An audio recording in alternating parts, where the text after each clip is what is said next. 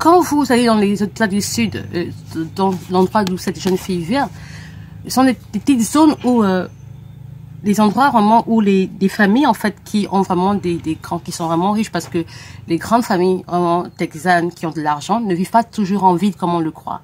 La plupart du temps, ils vivent dans des endroits un peu retirés parce qu'ils ont des grandes terres, ils ont des ranchs, comme on dit, des ranchs. Vous l'avez peut-être vu dans les films comme dans les séries comme Dallas, n'est-ce pas? La série Dallas qui était très connue, vous l'avez certainement vu, ils vivent dans des grands ranchs. Donc c'est pas des endroits qui sont dans la ville. Donc c'est encore un autre genre de... Et donc elle, justement, elle vit là-bas. Elle vit là-bas. Mais elle quitte de là après son baccalauréat. Elle est donc envoyée donc à l'université, donc dans Dallas. Et comme je connais bien la ville, j'ai donc dû... je l'ai mise dans Dallas. Mais après ça, je l'envoie dans Austin. Et Austin, c'est la capitale du Texas. Alors donc, elle rencontre son premier amour donc à l'université. Ça, on peut pas empêcher une jeune femme de le faire. Sauf que son premier amour, c'est très complexe. C'est un jeune homme qui est aussi d'une très bonne famille texane et qui aspire aussi à la politique.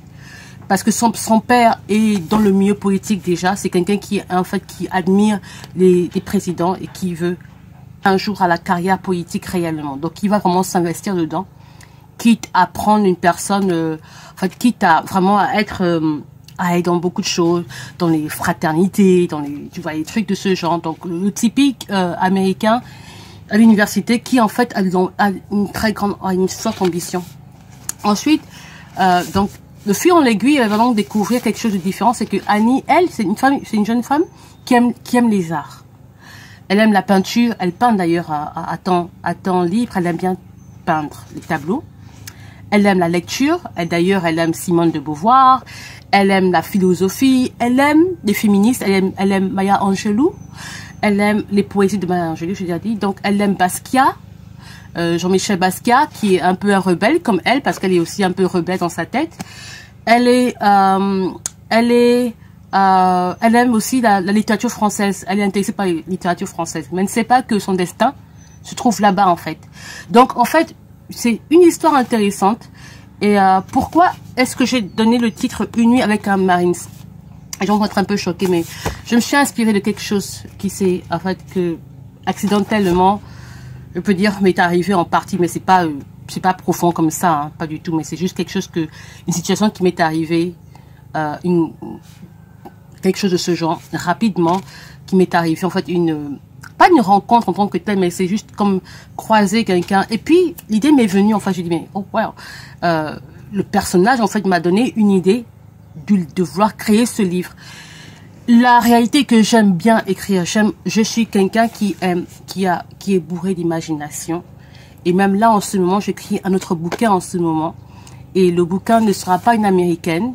Ce ne sera pas des Américains seulement. Ce sera le personnage principal sera donc une francophone.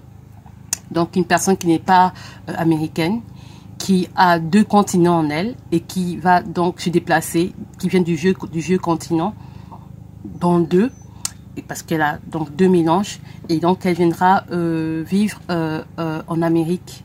Elle va découvrir l'Amérique. Donc il y a une petite inspiration de mon histoire personnelle, mais que je transforme complètement pour le sensationnel, pour le livre, en fait. Mais c'est pas que du mensonge observé, et j'ai donc un personnage qui est en fait avec elle au début, qui a une personnalité assez complexe, un Américain qui a une personnalité assez complexe de par... enfin bref, je vous en parlerai plus tard quand le livre sera fini. Mais celui-là, pour le moment, c'est celui-là.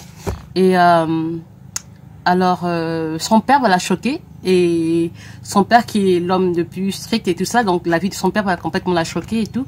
Donc elle va réaliser des choses. En fait, elle se rendra compte que est-ce que ses parents étaient réellement chrétiens ou c'était juste des gens qui allaient simplement à l'église, en fait. Et avec le temps, donc elle se rendra compte que les trucs n'étaient pas vraiment clairs, hein, même si c'était des gens qui étaient très fervents dans l'église, qui étaient vraiment très présents dans l'église, mais ils n'étaient pas si croyants que ça, ils n'étaient pas complètement convertis réellement, parce qu'il y a des choses que le père fera qui, en fait, choquera la famille. Et donc là encore, ça remettra en fait sa foi, ça remettra en fait sa croyance, sa foi en elle-même en question. Que est-ce que j'ai vraiment grandi dans un endroit chrétien, parce que justement l'homme qu'elle rencontrera plus tard.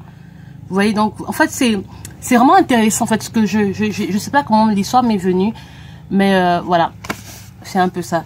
Donc en ce qui concerne le livre, c'est le premier bouquin, je l'ai fait seul, j'ai corrigé seul, et je pense qu'il peut y avoir des petites erreurs encore. Non seulement il y a des erreurs de frappe, certaines petites erreurs de frappe, mais dans l'ensemble, je crois que ça va. Le livre, mon livre, vous le trouverez sur Amazon, Amazon.com, Amazon.ca, Amazon.fr. Donc, vous pouvez trouver dans les différents Amazon. Et dans ces différents Amazon, vous pouvez trouver la version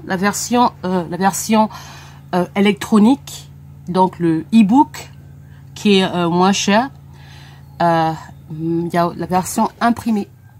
Donc personnellement, voilà l'histoire. Donc le Marines, le Marines en question, c'est l'homme qui va en fait bouleverser sa vie, qui va bouleverser sa personne et qui va vraiment la remettre en question au bout d'un moment. Ce sera vraiment intriguant, voire même choquant.